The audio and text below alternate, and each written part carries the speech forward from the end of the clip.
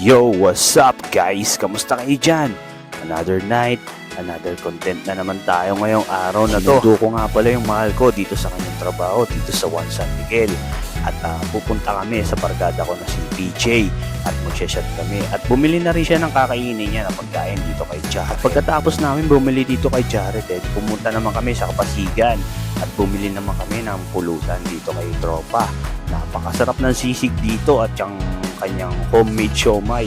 At may bago siyang recipe, itong mami with milk.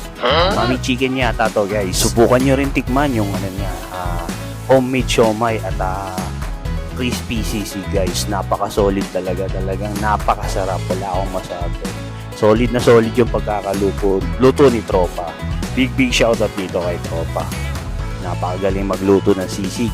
Crispy yung kanyang sisig guys, talagang malutong at malinamnam. Medyo nagtaas lang siya ng presyo kasi mahal na nga naman ang karne ng baboy at mahal na rin talaga ang mga rekado.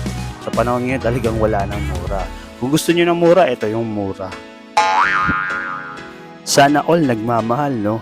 Buti pa tong mga bili, nagmamahal. At sa mga sandaling to, yun na nga.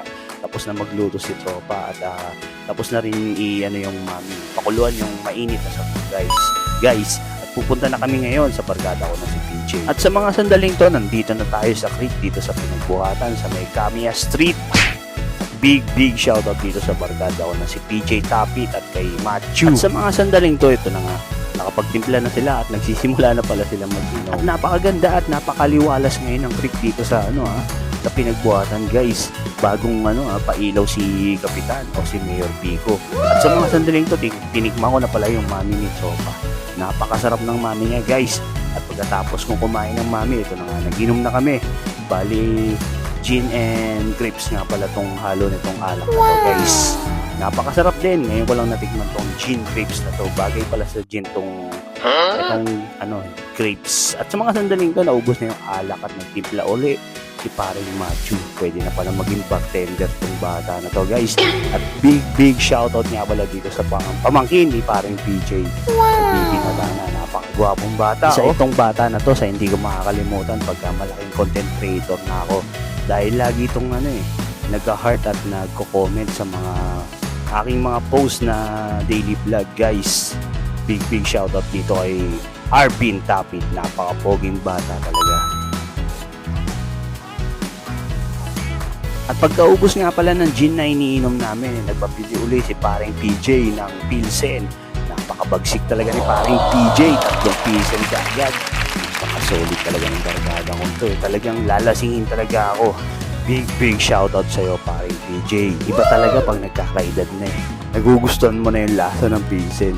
Dati kasi hindi ko trip yung lasa ng Pilsen. Pero ngayon natitripan ko na yung lasa ng Pilsen dahil iba na rin talaga yung yung tama na hindi na ganun kabagsik, hindi gaya ng Red Horse guys. Sisipain ka talaga pagka napainom ka ng Red Horse. Ito chill lang talaga. Talagang pang matanda talaga. Hindi may kakailan medyo may edad na rin kasi talaga tayo guys. Nasa middle age na tayo kaya dapat wag na yung pinaka-hard na alak ang inumin natin. Chill lang dapat. At sa mga sandaling to, napaparami na ang inuman namin at nagkakatama na rin ako ng alak guys. Talagang napakaganda nga pala tumambay dito sa sa creek. Kala mo nasa Pasig Esplanade doon sa Maynila guys. Napakaliwalas ng creek ngayon. At may tinulungan sila na naka-e-bike. Grabe, napakabait talaga at gentleman tong mga barkada ko.